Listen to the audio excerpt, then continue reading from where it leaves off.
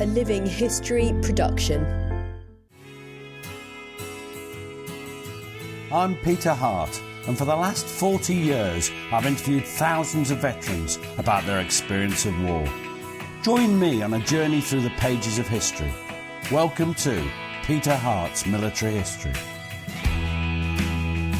Hello, and welcome to Peter Hart's Military History podcast. And with me is Gary Bain, and we're very excited today. Gary, why is that? Why are we so excited today? No, I'm not. We're doing the Battle of Waterloo, and we're doing it, and this is going to come out on the 205th anniversary on the 18th of June. And it's been a lot of work, a lot of fun reading up this. We've read some great books to inform us, because we're not experts, are we, Gary? No. And we will put a picture of those books up on Facebook and Twitter so people could see. We listed them in the Road to Waterloo, which I hope you've listened to already, and we recommend you do, because we're not going to cover that material again. Battle of Waterloo is a super important battle. It is it defines what's happening in Europe for arguably the next 100 years. It's an amazingly interesting, exciting battle, and we haven't got time to mess about, have we, Gary? So we're going to get on. We're not going to go into the usual abuse of each other, commenting on our sexual proclivities, overweight nature, and general horribleness, are we? No, but you did promise ABBA impression. Waterloo, doody doody doody doody doody doo. Let's move on. Right. Well, let's start with the lineup of the it's funny. It's a three-cornered triangle. Three-cornered triangle. So let's have a look who's there. There's the Allied army, commanded by the Duke of Wellington, and they've got 73,200 men and 157 guns on the battlefield. There's another 17,022 guns somewhere else at Hal. They don't take part. And that was about 50,000 infantry, wasn't it? No idea. It was about 50,000 infantry. I think over 12,000 of those were militiamen. So it's a right mishmash of nationalities and men. It is. The French have got 77,500 men and 246 guns. That's a lot of guns. Plus 30,000 men and 96 guns with Grouchy detached away to the east, who don't take part in the battle. And then the Prussians, my favourites in this battle for some perverse reason, they deployed 49,000 men and 134 guns. And 26,300 don't reach the battle or are fighting Grouchy, you know. You mentioned the Allied battle, battle order. It's complex, isn't it? I mean, perhaps you'd like to go. I mean, there's 36% only of Wellington's Allied army is British, and this is not what people think, is it? People don't have this impression. No, they often refer to it as the British army. It is an Allied army, and even of the British contingent, a large part of the British are not actually British. You've got a lot of Irish contingent there. There's German units from... Well, I think 45% are German of various little states or big, like King's German Legion. There's two other countries as well. We've got them. Well, there's one country at the time. And Belgian troops, and people have heard of the Prince of Orange, and Sharp famously made his role well known in the UK. Yeah, so there's 13% Dutch and 6% Belgians, and as we mentioned earlier, a lot of those troops, those particular, and some of the German troops had been on the other side 2 years before, or even 1 year before. Now, the British, the Allied, just done what I said we shouldn't do. The Allied army is that's the habit, isn't it, for us British? We presume that things are ours. Wellington divided his army into two main corps. There's the first corps under the Prince of Orange. We talked about. I love his nickname though. What was his nickname? Slender Billy, and Young Frog. Not exactly respectful names, are they? And as Wellington pointed out, he was brave, but nothing else. I just love Wellington. Is just such a bastard generally that you've got to like him. So the Second Corps was under Lieutenant General Lord Rowland Hill. Roland, and he was I think he was Roland. On first name terms. All right, I'm going for. Well, I'm a good friend. We could just call him by his nickname, Daddy Hill. No, he's my daddy.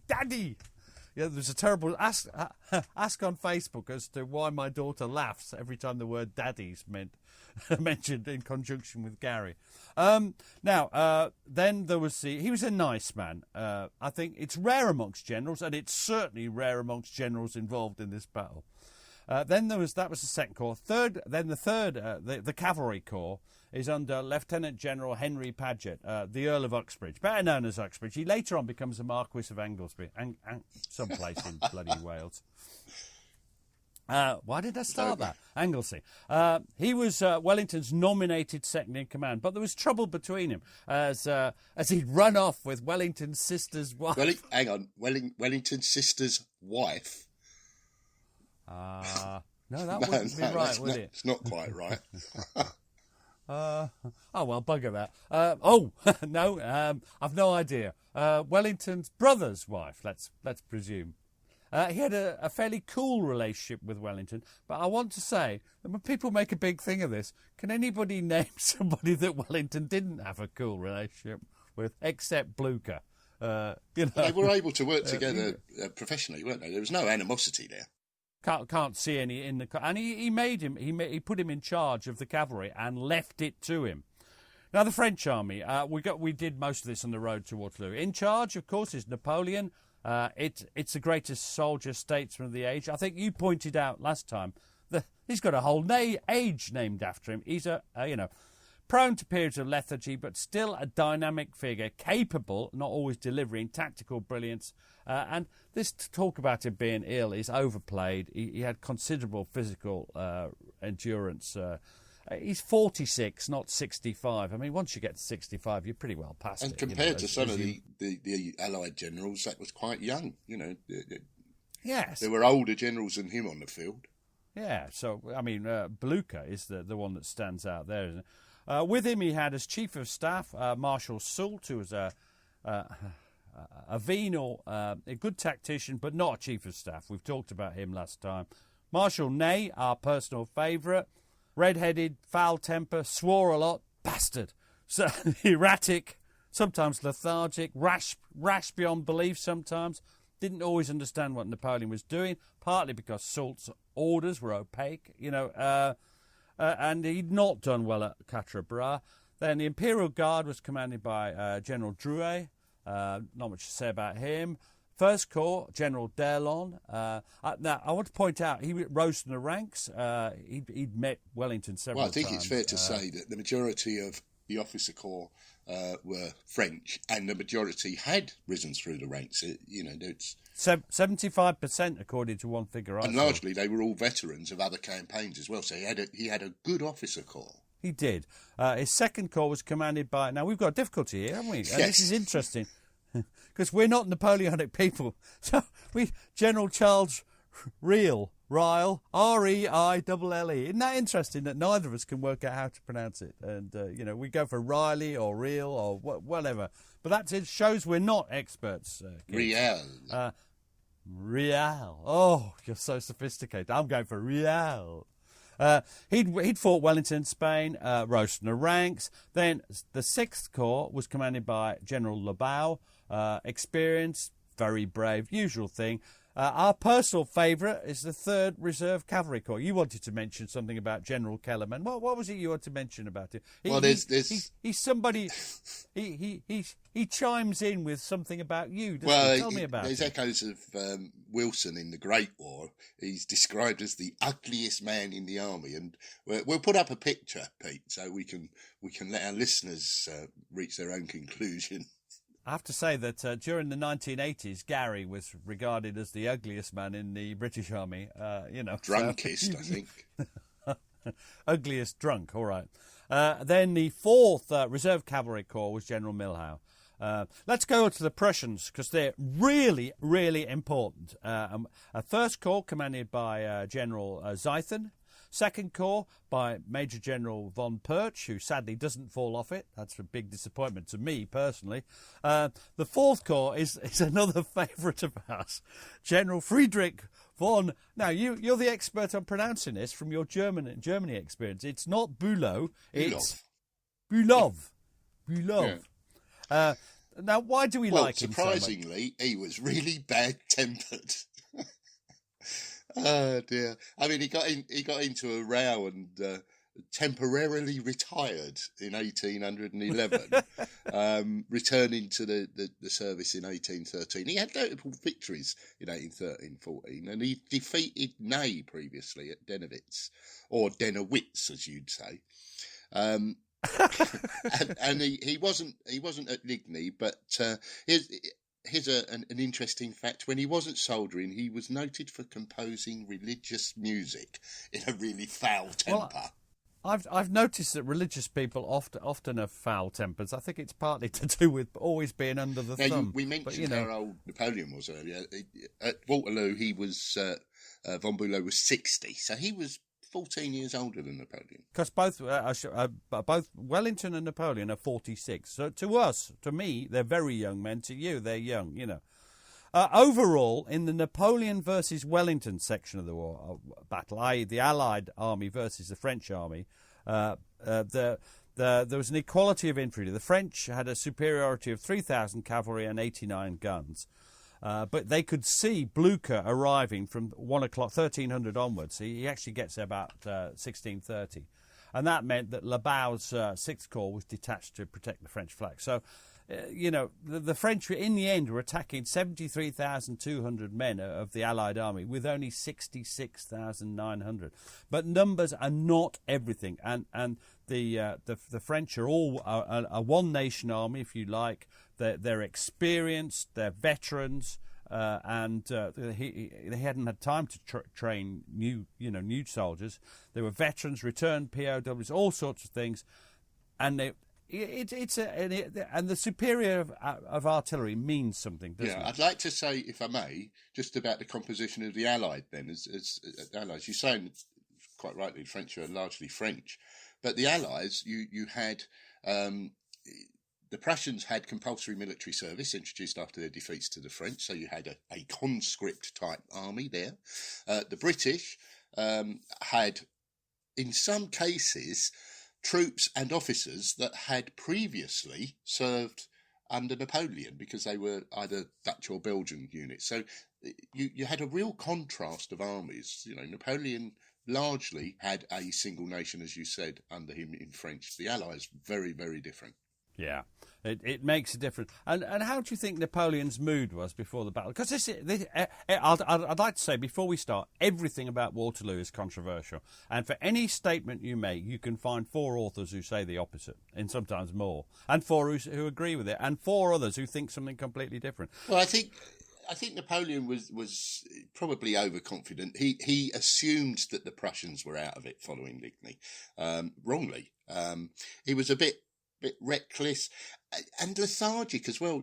We'll come on to this, but there didn't seem to be any sort of sense of urgency on the field of Waterloo that day. No, and his plans were not. I mean, he is the great operational level tactics. He's great at operational tactics, or minor strategy. But on the battlefield on this day, there is not a finesse, is there? He's just going to drive up the axis of the main road to Brussels on either side of La Belle Alliance Farm. You need to look at the maps, or you won't know what we're talking about. We can't. We haven't got the time to go into where everything is. Well, it's worth noting that Brussels is only 16 kilometres away. It's about 10 miles, I think. So. I'm glad you said that. So, they're very close to Brussels. They are. But he, in the morning, he ignored warnings from people like Riel, Ney, Ney, D'Erlon about the strength of Wellington's position on the Mont Saint-Jean Ridge. They ignored warnings about Wellington's skills, the quality of British infantry. And all of those you've mentioned had previous experience of fighting against Wellington, unlike Napoleon, and they were all warning of how strong in the defensive the Allied army could be. They'd experienced that in the Peninsular War. Now, as ever, there's controversy about the start. Napoleon had originally wanted an early start. He'd been thwarted by several things. Rain, making movement of the guns difficult. They wanted to form a grand battery on what later becomes known as Battery Ridge, surprisingly enough. He wanted to wait till the cannonballs, they bounce more effectively as opposed to sinking into the sodden ground. And it was postponed till 9. But the point, there's lots of control. I mean, it wasn't that. It had thrown it down overnight. It had chucked it down. A torrential rain. Was it really going to dry out that much? There's a lack of urgency about deploying. A lot of the troops hadn't arrived. They'd been busy looting, not necessarily from avarice, but from greed. I'll just go for that. But rather because they wanted food. They wanted to burn wood to keep warm. And a lot of his units arrived late. And there's a big fuss when they arrive, martial music, all the rest, and Napoleon's riding up and down the line, and everyone's going, "Vive l'Empereur!" And this is all visible to the Allies, of course. They can see this. Yeah, it's part of the pageantry, isn't it? Trying to. I mean, Napoleon. They're trying. I am Napoleon. This is my fabulous army. You're on. You're in for it. We're going to kill you. Is what they're trying to set this image. Yeah, up have they named an age after you? Yeah, no is the answer. Anyway, he only issues his orders at 11 o'clock, Gary, and the main attack would go up the Brussels road on the village of Mont Saint-Jean. That's behind the Mont Saint-Jean ridge. He created a grand battery. Now, this is made up of lots and lots of guns, which he took from his corps, and there's arguments about whether he took them from the Imperial Guard or not. But the point is, it's a bloody huge battery of some 60 guns, 20 howitzers. And they're on this ridge is about 400 yards, slightly in front of the main French lines on the La Belle Alliance Ridge. Now, we've got a quote from Captain John Kincaid of the 95th Rifles, and he watched this happening, and you're going to read this. Yeah, I really like this quote. He says, "Innumerable black specks were now seen taking post at regular distances in its front, and recognising them as so many pieces of artillery, I knew from experience, although nothing else was yet visible, that they were unerring symptoms of our not being destined to be idle spectators." In other words, we're in for it. It's a great quote. Yeah. Now, one of the things about Wellington's positions is he'd set them up on. His men were invisible for the most part because he used the ridge. They were on the reverse slope. This is classic Wellington. They weren't in sight. It also reduces the impact of the Grand Battery because they couldn't see what they were shooting at. The French don't have shrapnel. A canister is no use at that range. We'll talk a bit more about this. And much of their initial bombardment was harmless. And worst of all, they failed to pound La Haye Sainte, which is a farm on the road. It protrudes forward from Wellington's line. Wellington's got 3 farmhouse positions, doesn't he? So there's Hougoumont on the right of his front, there's La Haye Sainte on the Brussels road, and then there's Papelotte, I think it is, to the left. You never hear of that again because that doesn't really feature in the main battle. And they didn't pound these fortifications, they just pound the British. Wellington saw all 3 of those as crucial strong points. So it is quite surprising that Napoleon didn't recognise the importance of La Haye Sainte and pound it with artillery. He's just not being subtle at all, is he, in his plans? I'm afraid, I'm a great admirer of Napoleon's, but I don't think it's his finest hour throughout the thing. Now, Napoleon's plan was d'Erlon's First Corps would attack to the right of the road. Second Corps advances to the left of the road. It's sort of, and there's originally no mention of Hougoumont, which is on Napoleon's left, of course. And basically it's a brutal, concentrated assault. They would be followed up by 6th Corps, cavalry divisions, the Imperial Guard. But then he changes his plans, and the Riel's 2nd Corps will begin the battle with an attack on Hougoumont as a sort of diversion to suck in Wellington's reserves. Now I want to make it clear because people often blame other people for what went wrong. Throughout the battle, Napoleon is in control, isn't he, Gary? I mean, it's his battle. I mean, other people, he doesn't always control it, but he is in control. If he wanted to do something, his was the final word. Would you not agree before we start? Yeah, otherwise, why is he there? He is there. Yeah, I mean, you mentioned Hougoumont. I think it's fair to say originally it was considered a bit of a diversionary attack. It wasn't supposed to be the focus of any attention. And, that must have come from Napoleon. It must have come from the senior commanders. Yeah, and then the local commander, sort of mission creep. Yeah, we'll talk about it. We'll go through it. Now, what are Wellington's plans? Well, we've heard a bit of it already. He sets his army out on Mount St. Jean Ridge, and with those advanced posts. And his whole thing is always the same. He waits to see what Napoleon will do. And this is Wellington all over. He reacts to other people's moves. It's very sensible. Very sensible. Yeah, it's the advantage of being on the defensive. Wait until you see what the opponent's doing and then counter it. He delegated the Cavalry Corps to Uxbridge. He dashes about.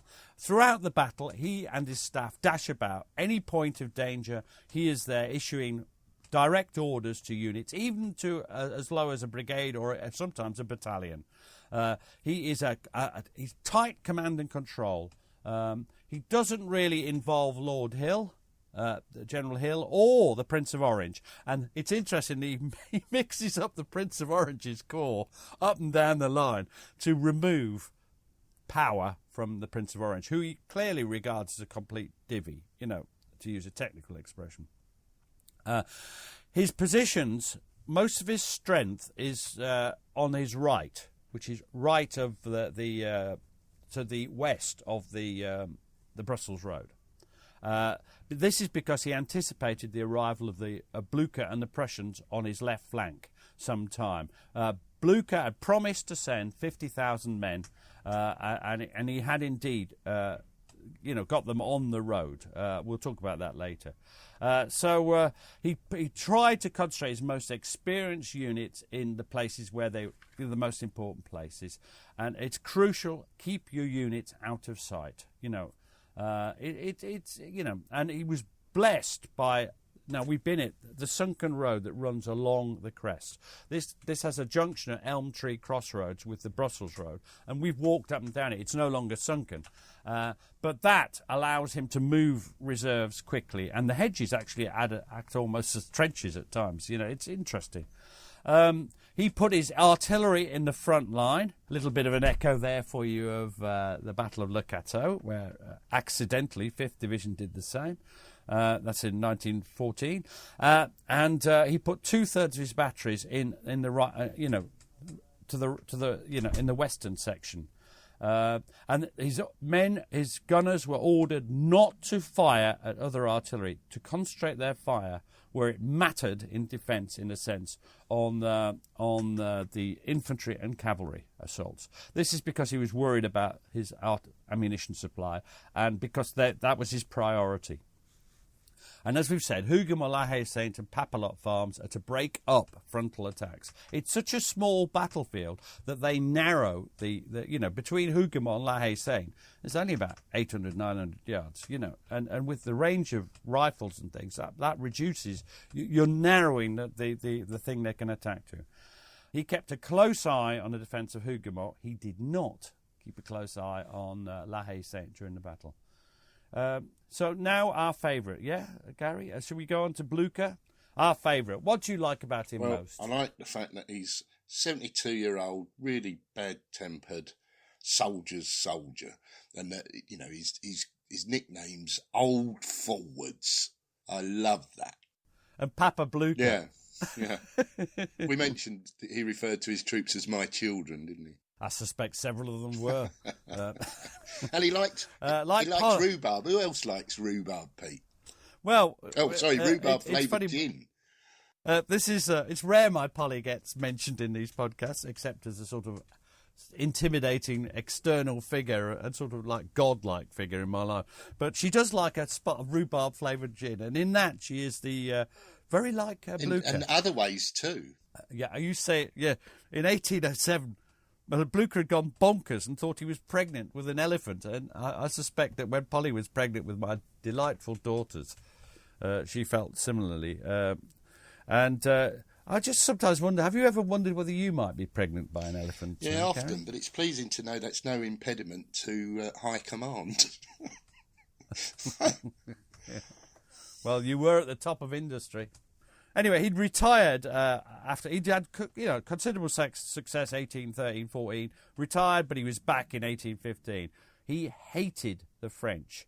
Bound by a sense of duty, he had just willpower coming out of every orifice. He's aggressive, determined, brave, drove his troops forward, inspired his troops. And what was his answer to everything? Forward. Attack. That's it. Not a tactician or strategist. He had as chief of staff Gneisenau, who was his brain. It's funny reading some of the books. There's a sort of divide between those who thought Gneisenau was sort of like a giant brain figure, and there are others who are quite critical of Gneisenau's performance during the whole battle. Anyway, underline everything. He had been crushed by his horse only 2 days before. And thanks to being rubbed down all over with brandy, just rub that bit a bit more, will you? And drinking champagne, he'd recovered. And he was amazing. He was going to support Wellington, but it's interesting. He ordered 2 of his corps, 4th Corps, that's von Blucher, and 2nd Corps, Perche, to go to attack on the French right flank, if not behind the right flank, at Plancenoit. This is important. The 1st Corps would support Wellington's left flank, and the 3rd Corps would deal with Grouchy. They'd stay back at Wavre. They would be held. This plan, they were held up, weren't they, Gary? And they were held up. It had been raining. The roads were not roads. They have to go through a couple of valleys. As the Wavre catches fire.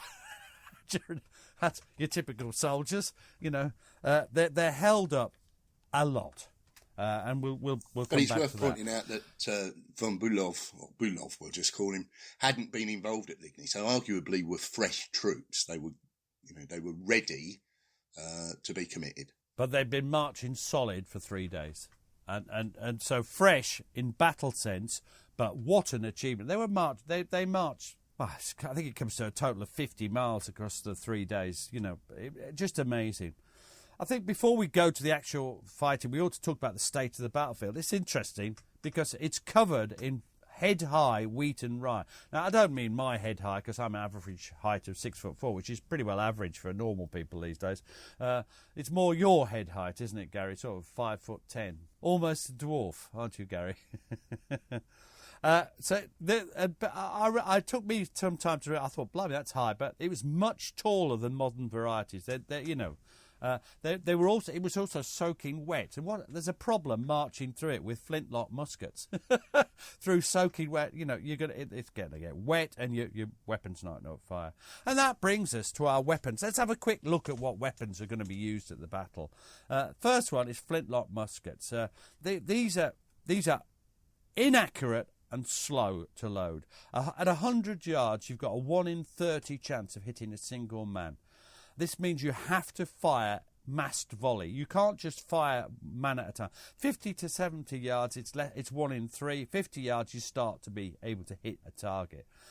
You're aiming at a block of men in front of you, either a column or another line. And it's crucial, you need to fire 2 or 3 volleys a minute. You remember from Sharp always says, if you could fire 3 rounds a minute, you'll beat them, But the trouble is it takes 11 drill movements to fire a musket. It's a complex business. And when you've got the stress and the fears of what's coming, it can really... Stress ruins performance. Ask your Janet, Fear and stress can ruin your performance, can't they, Gary? Yeah, but you can overcome that with drill, practice and experience and training. You get drill, practice, experience and training with Janet these days? It's worth noting... Are we moving on? It's worth noting there hadn't been many advancements in weapons technology over a period of years. The muskets, the Brown Bess, had been in service for around 70 years at this point. Yeah, and... and the French musket is much the same. They're both, essentially the same. Now, on these naughty, they've got bayonets, and they're enormous, but so were they in the First World War. 15 to 17 inches long, They're not normally used because infantry normally break, don't they, before, the bayonet, they don't actually go in with the bayonet. That's quite interesting as well, because given the way that you'd have to load the musket, if you've got a bayonet attached as well, that would be bloody lethal. It hurting. Yes. Yeah. But they are useful when you're in square. The cavalry won't charge a forest of bayonets, and that's when they really come in. And also, bayonets always have a psychological impact, don't they? I mean, people in the First World War talk about it. It's awful. The Baker rifle. Now, this is where Sharp does come. Sharp was an inspiration to me in my Napoleonic studies. Some 4,000, I think, you worked out had them, and these are accurate to 200 yards. A rifle barrel, so the bullet is spun, which means it goes straight. I don't understand that, but I've never understood anything to do with maths or science. But it took twice as long to load, so you're looking at 1 or 2 rounds a minute, and it would be the British Army rifle for 40 years. Again, that slow, it didn't. You couldn't use a bayonet with it. You like the Baker rifle, don't you, Gary? Do I, Pete? Well, you love Sharp and you love his little rifle. Yeah. Well, it was a useful rifle, but as you say, it used different ammunition, and we'll come on to that later, and it did take a long time to load. So it was ideal if you were, skirmishing with it, for example, but not so great if you were, in a defensive position and you needed rapid fire. Absolutely. Swords, the infantry, only the officers have them, and they're more a target indicator than anything else. That's a shame. The uniform also. Yes, you've never liked officers, have you? Let's talk about the infantry tactics using these weapons. The line is a defensive formation we associate with the British, isn't it? 2 to 4 deep, depending on circumstances. If they had more than 2 deep, then the front rank used to suffer from the rear ranks eating them when they fire. I think at Waterloo they're mostly 2 deep with officers and NCOs behind them. Always best for officers and NCOs to stand behind the line, otherwise people like you, Gary, will shoot them, accidentally or deliberately. And the line had been used really successfully in the Peninsular Wars. It's tried and tested. Against the column, and the French used battalion and divisional columns of attack covered by swarms of skirmishers, voltigeurs. Voltigeurs is French, I believe, for skirmishers. They're looking to construct a superior force against a narrow line. Yeah, but it doesn't. You can't deploy as many muskets, but you've got to remember. I never really thought about this. With an effective range of 100 yards, and really effective range of 30 to 50 yards, columns are only in danger from artillery in the last 100 yards, if you think about it. And I hadn't really thought about that. So, the decisive thing of any battle or conflict is going to be that last 100 yards, isn't it? It's really interesting. Now, what else have we got? The square. Defensive formation in 4 ranks. The outside 2 ranks kneel. Gives no flank. It's a hedge of bayonets. It's really important. Officers and colours in the middle. One interesting thing is that it's incredibly vulnerable to artillery and infantry fire. So if you get caught by... Infantry doesn't usually happen. How would that happen? But artillery fire. If you're in square and there's cavalry about, you have to stay in square. But the artillery could just smash you to buggery. It's. But even with the cavalry, we had a discussion, Pete, yesterday, didn't we? And my view is that was that entraîneur. Yes, the discipline and the courage to stand against a cavalry attack and not break ranks must have been incredible. And the officers would have been in that space in the middle, encouraging and. I use the word loosely, encouraging, shouting, barking at the troops to hold firm. But watching this cavalry advance, albeit at Waterloo, perhaps not as quickly as they might have done, you've got to have some bottle to stand there. And also not to fire. Because once you've fired, So there's all the tactics. They tended to withhold fire, and we'll come back to a lot of this. Skirmishers is the other thing. That's obvious what they're going ahead of columns, in front of the line. They fight as individuals. This is where Sharp, the Light Company, all the rest. The famous green-jacketed 95th Rifle Regiment, isn't it? and again armed with the Baker rifle, as you mentioned. Now they don't fight in column or line; they're all in open order. They're skirmishing, and yeah, they fight in pairs often. You often this is and Jesus, they still do now. And they are targeting the officers. There was a disadvantage for Wellington. 5 companies had been sent to America in 1814, so he didn't have as many skirmishers as he would have liked, but incredibly vulnerable to cavalry. Absolutely. You with a Baker rifle, for instance, a lot of them had muskets, but you're not going to be able to load twice against cavalry charging towards you or even trotting towards you. Let's talk about cavalry. They can't defend except by attacking, can they? So even in a defensive role, they have to charge. Yeah. What do they rely on, do you think? And this is something that is important. What do they rely on most? In terms of their weaponry? No, I mean, just it's their weight. Oh, and absolutely. Momentum. It's the momentum. And, not only at Waterloo, with parallels with the Great War, once they're blown, i.e. the horses are tired, they're not effective anymore. You have to look after the horses, don't you? And their weapons, swords and sabres, and this is the lifelong question of thrust or cut, And I think we'll leave some of that. There's different. They've got carbines, but they're almost useless. They've got pistols, which are always almost useless. You're probably better throwing it. And would they have to dismount to use the carbine, or could that be used from the saddle? Not sure that you've exposed another weakness. I mean, I can't imagine they'd hit anything from the saddle of the carbine because it's a short-barreled, lighter weapon. It's even more inaccurate than anything else. They're bloody useless, to be honest.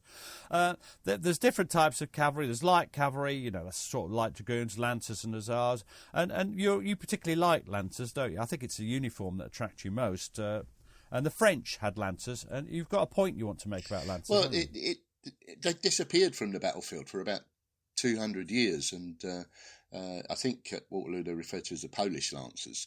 They were reintroduced. The lance was about 9 foot long, and then, interestingly, again, parallels with the Great War, they're still using lancers in 1914, the German Ulan, for example. And the British had lancers as well. This is despite the fact that it needs a lot of training. That's why, they're all tent pegging and things, and a lot of that goes on in the British, in India and things, training. But you need a lot of training, and they are great, but once you're inside that lance, they're not good in a sort of melee. Well, you'd have to drop it, wouldn't you, and use a sabre or a sword. You'd have to drop it. You said pistols were useless. Oh, they're better than nothing. And then, as I said, you can throw it. True. Now, you've got medium cavalry. They're dragoons. They're multi-role. They're everything.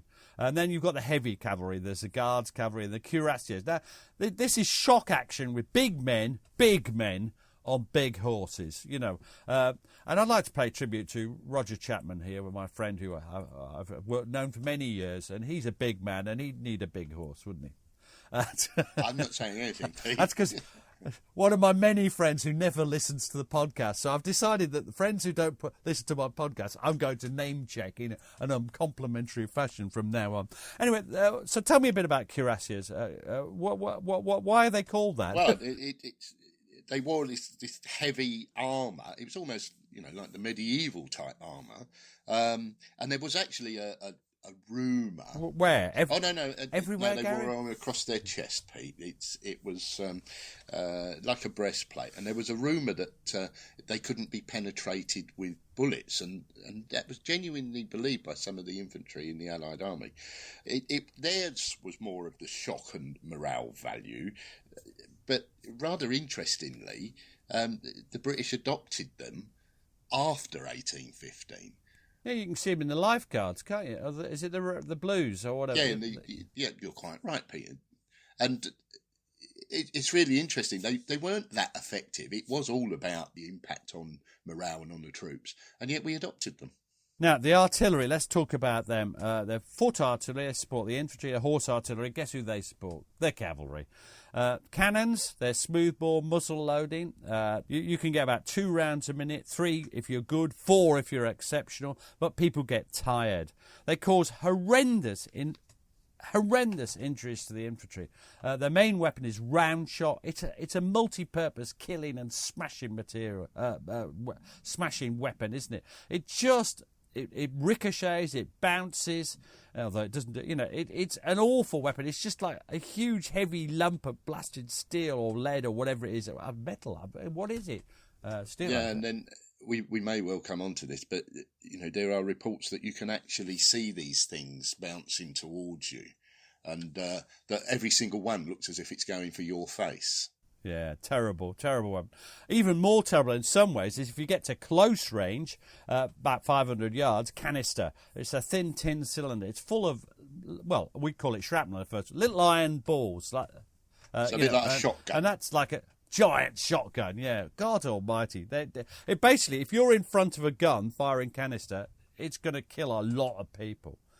Then they have specialist weapons, carcass projectiles. They're to set fire to buildings. They were used at Hougoumont, but they should have been used more and earlier. And then shrapnel. They're a British secret venture. They were invented by a chap called Shrapnel, strangely enough. And they're a hollow iron sphere filled with musket balls. They're an airburst weapon.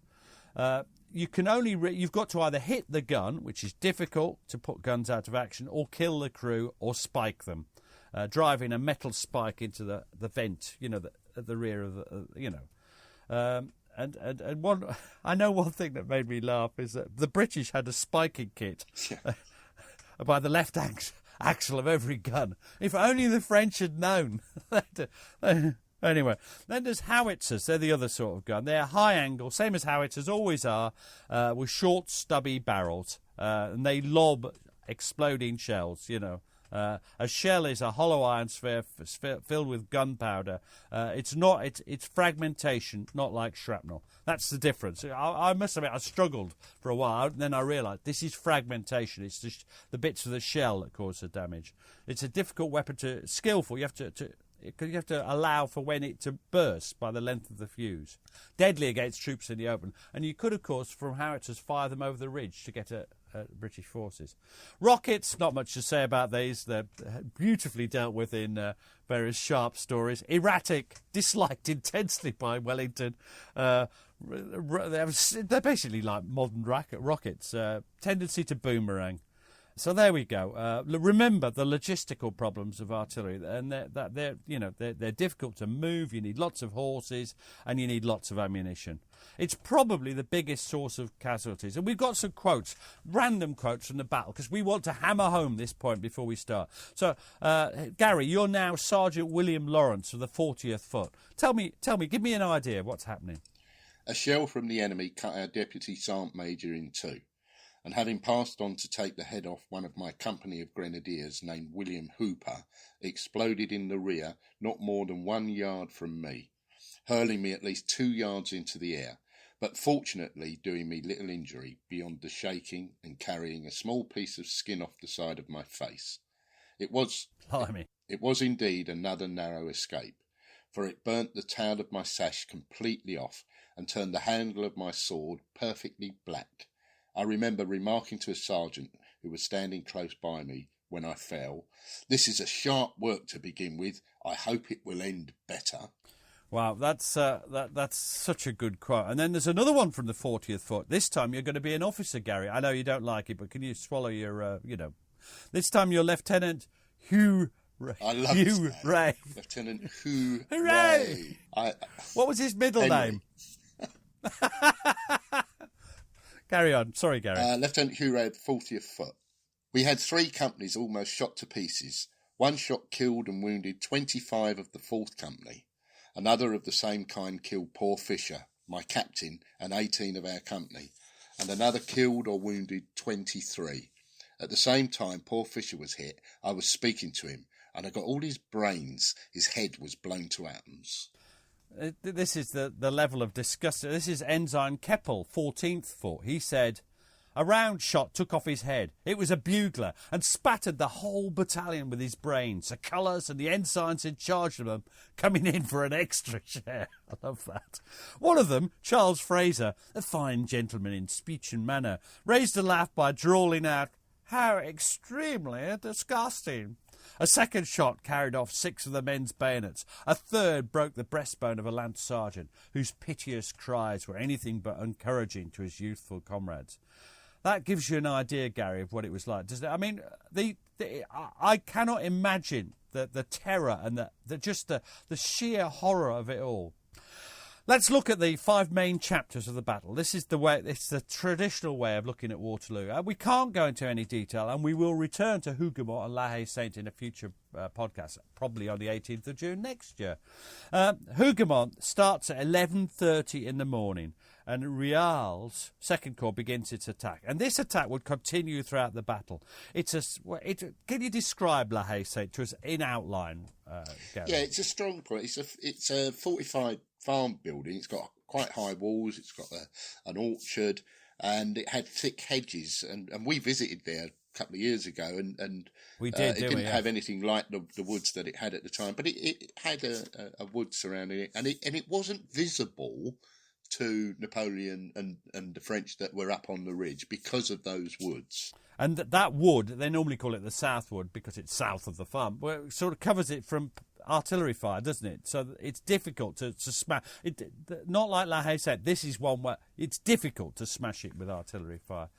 Now, this is then a feint, but Jerome, that's Napoleon's brother, he's in charge of 6th Division, and he gets embroiled in a full-scale attack. And I think, people go on and on about this, but it's not just Jerome's fault. Who else's fault is it? Well, it's Napoleon, for one, for not... Réal, for not holding him back. And, of course, it wasn't there on his own. You had Foy there too. So Réal is the commander on the ground. He should have controlled him. He should. And you know what? Napoleon should have controlled Réal when it became apparent what's going on. And in his memoirs, it's interesting. He doesn't talk much about Hougoumont. He's hands off. Perhaps because, as you say, Gary, it was invisible.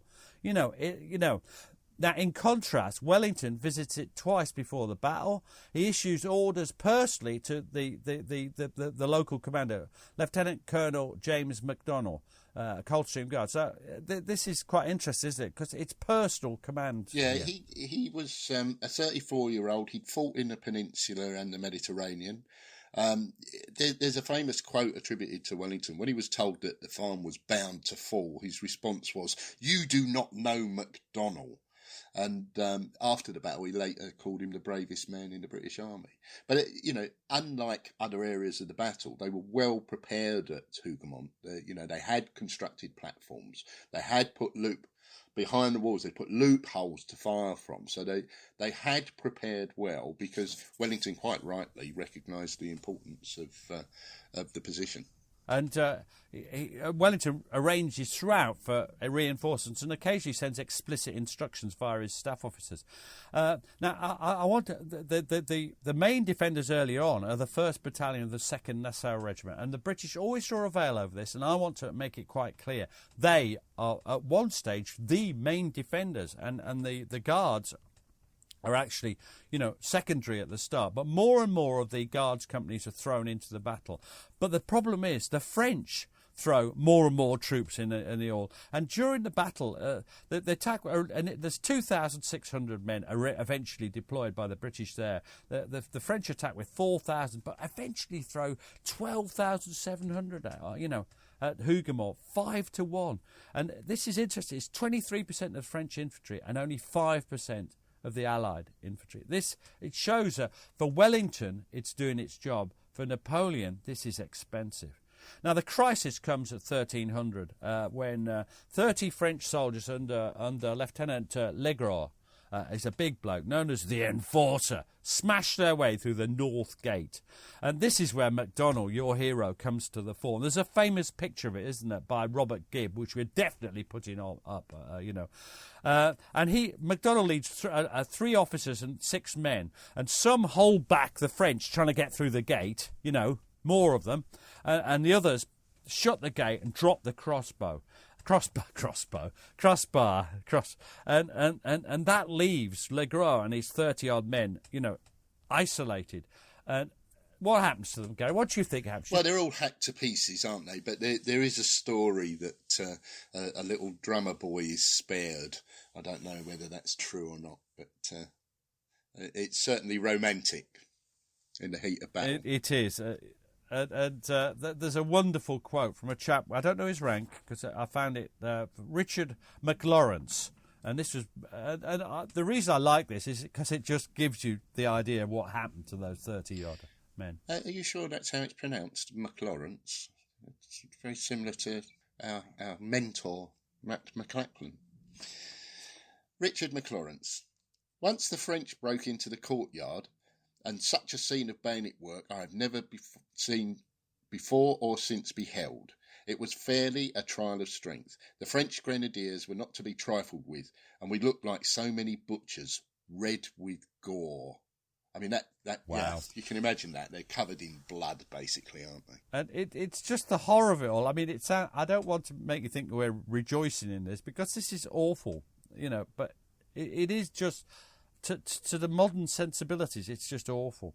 By mid-afternoon, most of it's on fire. Napoleon actually does intervene, suggests they use the carcass rounds, the incendiary rounds, as we'd call them. But they're held out. It's never captured. And they find around 5,000 French dead round there at the end of the battle. The British lost 600 dead. The bodies are just collected and burnt. But this is just the aperitif before the main attacks by d'Erlon's corps.